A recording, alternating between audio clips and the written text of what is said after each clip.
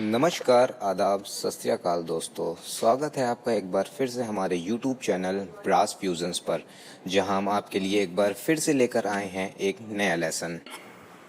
Yeah, you know that line in Yugal in D.D. Basu's book, meaning that the union includes the different states, because the union territories are actually the union itself.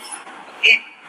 And this part of the way in which the property is brought in.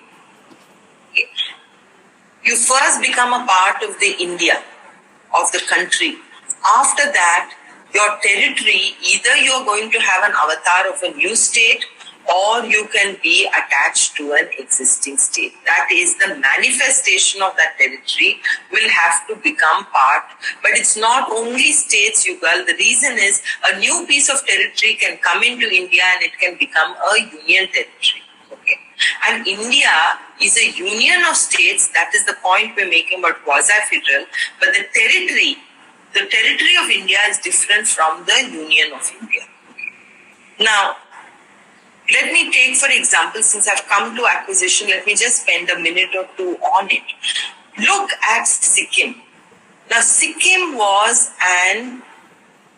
united and union is a different. United meaning we can all have unity and we can stand together. Union means that they are not completely distinct. There is no sovereignty in the states. It is a union, and it is Miljulkar. This entirety is called Union of India. Okay, that's the way in which the word union has been used. So let me come back to Sikkim. Sikkim had always been a protectorate of the British, okay, and the king, what is the king's name? Chogyal. The Chogyal, in fact, was one of the princely states of India, the 562. So therefore, had representation even in the chamber of princes. Yet, they continued to be a kingdom, and it was not merged with India at all. But in 1975, the Sikkim Legislative Assembly resolved to become a part of the Union of India. They wanted to become a separate state of the Union of India. And very strangely, they requested that they want to become an associate state of the Union of India. This is 1975 during emergency.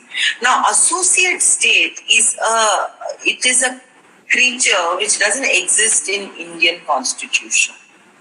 What is an associate state? However, for completely political reasons, the amendment was there. So if you look at Article 2, capital A, so I think it was the 35th amendment, allowed Sikkim to become an associate state. Okay. Before sort of questions could be raised, like what do you mean by an associate state? Either you're a state or you're a union territory. Associate state sort of gives you an arm's length distance from the Union of India. And before that, no, first they came in as an associate state, Priyam, under Article 2, capital A, and then within a few months, 2A got deleted and they became a normal state like any other state by the 36th Amendment. So there was the 35th and there was the 36th. And one of the reasons for that is discussed in the R.C. Paudial judgment. One of the difficulties for that 35th Amendment and that very strange position that Sikkim had for a very brief period of being an associate state, undefined, ununderstood, and before it transformed into a normal state, was the fact that the Sikkim legislature had seats in their legislative assemblies preponderantly to the dominant group, which was Lepchas. Okay, Lepchas had a controlling majority, and this was not in proportion to their population. Whereas when you look at the other states in India, you know that the representation of membership in the Legislative Assembly is a function of your population. The delimitation exercise is ensuring representativity based on population. But here it gave dominance to the Lepchas and also the Bhutias. And the number two, which was actually the even bigger problem, there were 2 seats reserved for the Buddhist monasteries.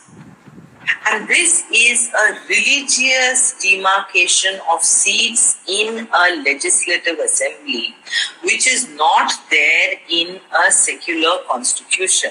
Because in a normal secular constitution, elections to the seats in a legislative assembly should be based on one man, one vote. And you are only representing yourself by virtue of your presence in the citizenship in the population. Okay. So in fact, when the Pune Pact was signed and the roundtable conferences took place, and then we had 1935 Act and in our Constituent Assembly, there had been some discussion on the nature of representative democracy when we had reserved seats for scheduled caste and scheduled tribes. But it was not any... there was no great political problem there, because even their representativity was based on, constituencies were based on population. The only stipulation was that the candidate, because of the number of scheduled caste persons, say in a constituency, that the person who would get elected would also be a person from the scheduled caste. But that is completely still based on a population principle. In Sikkim, the issue was that you are electing and keeping aside 2 seats, not because the monasteries have a great population, but you're reserving 2 seats in the Legislative Assembly for religious bodies. And this was a stumbling block. Then finally, in the 36th Amendment got passed. But even till today, there are 2 seats reserved for the monasteries, Buddhist monasteries in Sikkim. R.C. Paudyal versus Union of India is the important Supreme Court judgment which asked whether this is in violation of the basic structure of the Constitution. And how did the question come up? Look, come back now again, the Sangha seats, exactly. Come back again to Article 2. The original Article 2. 2A is now deleted. Now there is no mention of associate states. Come back to Article 2, please. Parliament may by law admit into the Union or establish new states on such terms and conditions as it thinks fit. The Attorney General in R.C. Paudyal said, look at this phrase, on such terms and conditions as it thinks fit. And because for so many geopolitical, political, so many reasons, the Sikkim Assembly wanted to merge with India. India too wanted Sikkim to come into the Indian Union as a state. We have the freedom given to us under the Constitution on such terms and conditions as it thinks fit. And therefore, it was within the competence of Parliament when it enacted a law under the 36th, 35th, and then later on 36th to admit Sikkim, and under the 4th schedule to permit reservation of 2 seats to those Buddhist monasteries, the Sangha seats. However, by the time the R.C. Paudyal judgment comes, remember it's in 1975 that the 35th and the 36th Amendment happened. And then the R.C. Paudyal challenge, why are there seats not based on the population principle? Because the argument of R.C. Paudyal was Article 326, universal adult franchise, demarcation and limitation of constituency based on a population principle. Religious seats is anti-secular, and by which time secular word has been added, but even had it not been added, I think the argument would still have been the same. But this entire challenge happens after 1973, after 24th April 1973, which is the date of the Keshwanand Bharti judgment.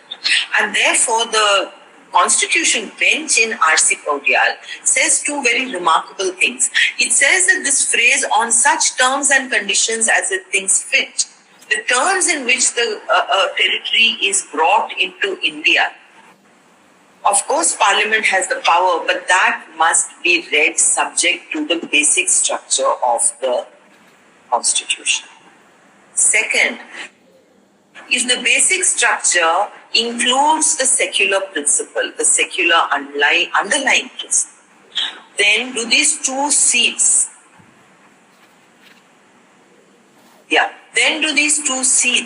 should they be permitted to stand or not? Or was there an original defect in this 36th constitutional amendment?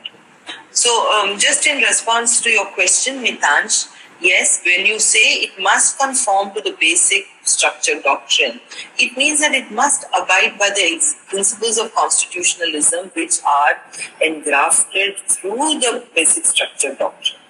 Number two, do these two seats vitiate or not? And here comes the most remarkable part of the judgment.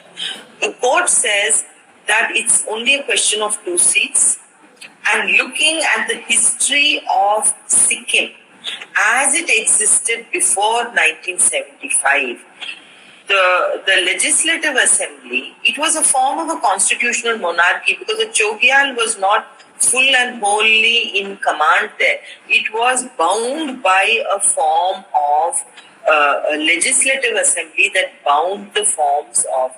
It was a constitutional monarchy like the UK, for example.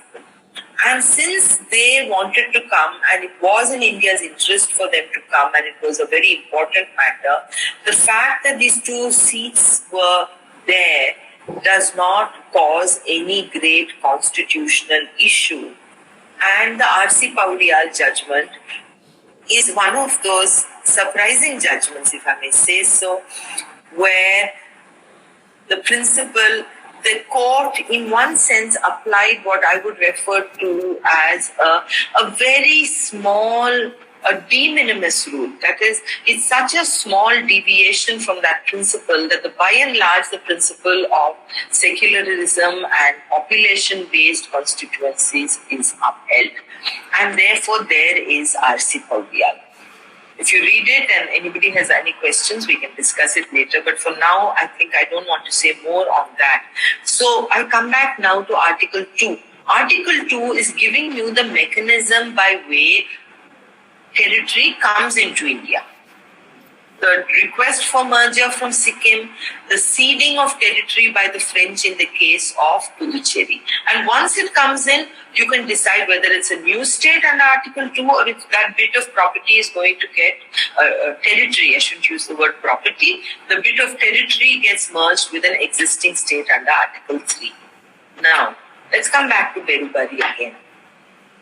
If there is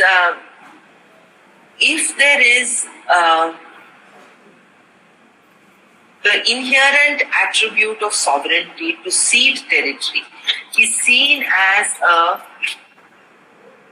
absolute requirement for the Indian Union to have because it is a sovereign country, then if we are accepting that, and we do accept that, what is the mechanism by which this property can be given away? Now I come to Inri Berubari, and I hope you have all read it. It's an extremely interesting judgment. Don't give up if you think it is boring. It's not. It's extremely interesting. Okay, and it is. You can see the. We were talking about partition, and the legal questions that are so many. One is a territorial question which we can address when we read Inri Berubari Union.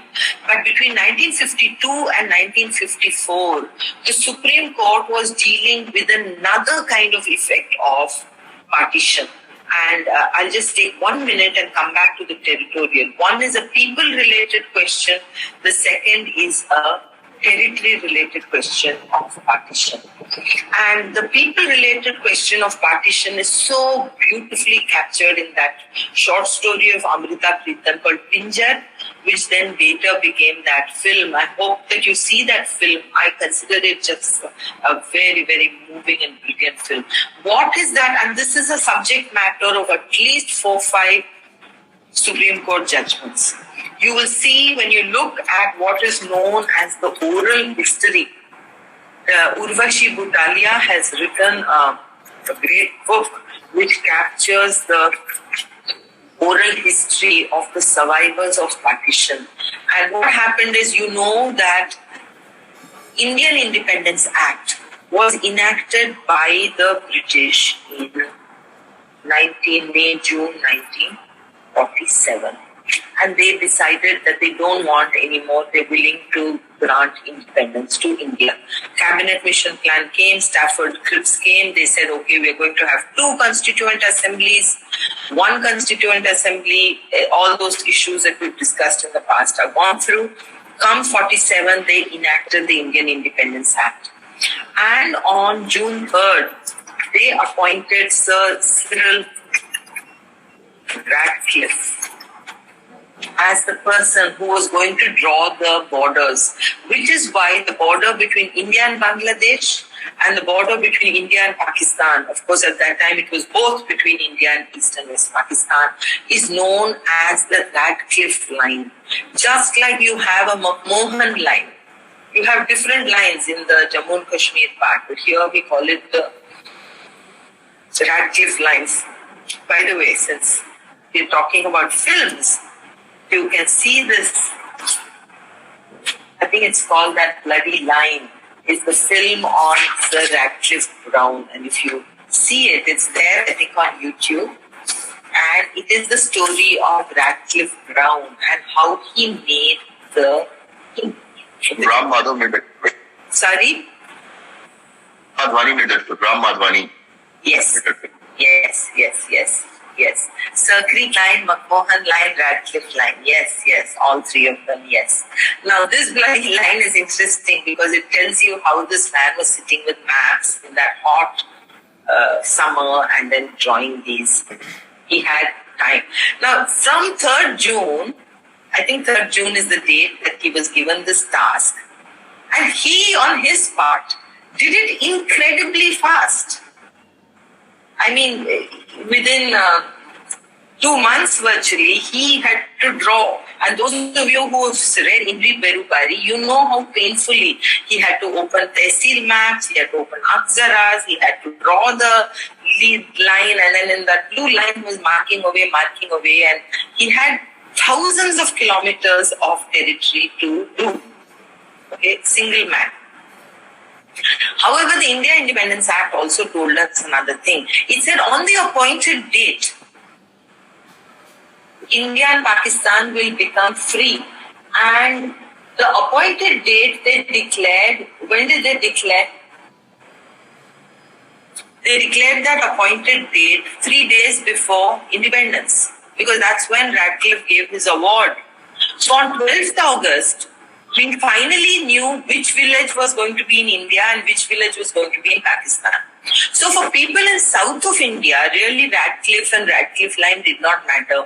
They were quite clear that they were going to be part of India. But it is in Punjab and in Bengal, really, and in Rajasthan as well as in Gujarat, that people were taken by surprise. They did not know. For the longest time, Lahore was... People thought that maybe Lahore will come to India, because you remember that in North India, Lahore was seen as the center of culture, of center of learning.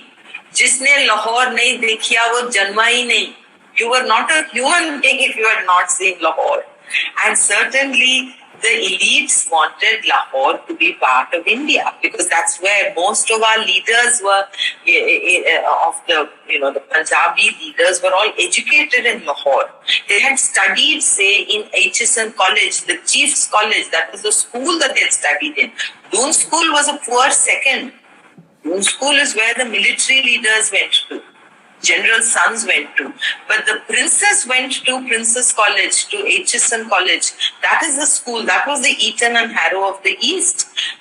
Whether that would come in. But the border got drawn at Wagah, just 10 kilometers short of Lahore, between Lahore and Amritsar. So there are people knew with just days to spare whether they were going to fall on this side or that. And even then it was not very clear because the Radcliffe Award said, draw a line east from the northeast corner of this police station and then draw a straight line to the police station in the next village. And how would a villager know where that line was there? It's all fine in an award. Zameen pe kahan jayega that line? People didn't know. It went through houses, it went through fields, it literally cut families through the middle. And therefore the partitions took place. Why I say this is that before I come to territory, I want to talk about people because I think the division of people was an even greater human tragedy than the division of the land. And people didn't know and they were caught at different times. And people knew that whether they were going to go. So if you see so many films, you say like Garam Hawa, if you've seen, older people didn't want to leave. Or some of them left. Then there were properties that left behind here. And for nearly 10 years, the most important ministry in India and Pakistan was the Ministry of Rehabilitation. And there were refugee properties which were left abandoned and unscrupulous people were occupying it. But it had to be treated as abandoned property. And remember, abandoned property will always lapse to the state. It could not be taken over. So identification of that abandoned property and then giving a person who abandoned property or land here was given property in the other country. So a lot of people left behind property in Uttar Pradesh and then they were given lands there. In Bengal, between people, the more powerful people had been in Dhaka. They left the zamindars there, they came to Bengal and then they had to be compensation. So there were these refugee colonies, there were displaced people colonies. So for example, EPDP, East Pakistan Displaced Person, Patel Nagar, Malya Nagar, these were all colonies that were, lands were given in rehabilitation. So a huge exercise for 10 years. And since you're all so young and you may not know, even I was not born in partition, even I am not that old, but still, I think it's a more of a vivid memory for me as compared to people like you, which is why seeing those films. Now, why I said it's a human tragedy before I come to, escheat is, escheat, or it can also be abandoned property, it can also be enemy property. True. And you know that Supreme Court only recently has settled the issue of enemy properties. Yes.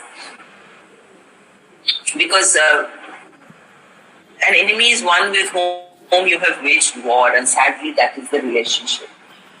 Why the human, why the pinjar, why I asked you to read is because I don't have time to teach you. But the point is that when people got left behind, especially women, if you've seen the train to Pakistan or you've seen visual shots, there would be thousands of people up on a train, and obviously when you don't know, no cell phone, nothing, mad scramble, train comes, food, etc. Little children, girls typically would get left behind. Young girls would get left behind. Or they would be caught and then just raped. Okay. There is this absolutely moving story of Manto called Khol Do. It will bring tears to your eyes to read that story about the terrible things that happened to people during partition. But what happened after independence? Both India and Pakistan decided to rescue these women. And I have to put this word rescue in quotes. Okay? Some women chose to commit suicide, in a form like a Johar kind of thing. And right here there are records that in Jangpura, the entire family jumped into a well. And they're very moving accounts, really, in the oral history. It's a very rich part of Indian history that we should look at. Yeah. And so the rescue mission was that the government would go from India, say, to Pakistan and find out whether there was any Hindu girl who had been kidnapped, say, by a Pakistani, and then try and bring them back. And so many times they got re-victimized, and that's what Amrita Pritam's story does. This girl gets left behind in one of the jathas or the caravans that are just going, and then and these are actually true life stories, okay? And then they try to rescue. So once again, she's got married to that person. She's lived 10 years now in Pakistan, and then they get rescued again. And the constitutionality of these rescues was subject to Supreme Court challenge, but it was upheld in 1954. And so there is the story of what happened to individuals. The second part of the story of what happened to individuals is contained in the chapter on citizenship, part on citizenship, which I'm afraid is not in the syllabus and therefore I'm not going to cover. But know this much, when you look at Article 5 and you look at Article 6, shadow lines, yes. Now look at Article 5, citizenship at the commencement of this constitution. And when we looked at Article 394, we saw already that the part of commencement begins from 26th November. A person who was born in the territory of India, whose parents was born in the territory of India, who are ordinarily residents. And if you look, if you come to Article 6, another date was given here, 19th June 1948. Please look at the Article 6. The cutoff date for citizenship or movement is 19th June 1948. You can have a look at that. There's a story behind why that date, but I don't have time to go into it. I just now realized that it is 12/27. 19th July or June. What is the date in Article 6? Is it July? Okay, I stand corrected. July. Yeah. Sorry, I said June. Okay, July. Yeah, that's the cutoff date for the movement. The entire migration. 15 million people crossed our borders. Okay, it's the largest migration ever in history, and that was the 1 year window that was there. Okay, I have not proceeded with Indri Berubari, but hopefully you have triggered your interest is to read it, and we'll continue on Monday. Okay, let me take attendance. I'm running short of time. I have another class. Yeah, you know that line in Yugal in D.D. Basu's book, meaning that the union includes the different states, because the union territories are actually the union itself. Okay? And this part of the way in which the property is brought in. Okay. You first become a part of the India, of the country. After that, your territory, either you're going to have an avatar of a... दोस्तों, brass fusion आशा करता है कि आपको हमारा lesson पसंद आया होगा। Comment box में अपना फीडबैक देना ना भूलें। Thanks for watching.